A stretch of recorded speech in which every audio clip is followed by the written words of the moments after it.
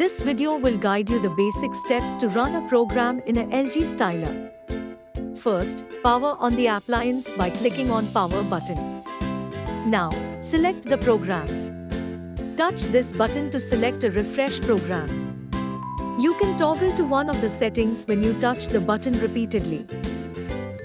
To select any other program, touch the button of the respective program.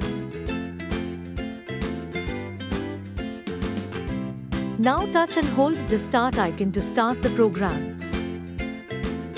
You can also track the progress by help of Program Process Indicator. Option and Alert Indicators. Night Care. Night Care lights up to when the appliance is in the night care mode. Times delay on lights up when the delay start feature is set. Fill water. Fill water lights up when the water supply tank is missing or empty. Empty water. Empty water lights up when the water drain tank is missing or full.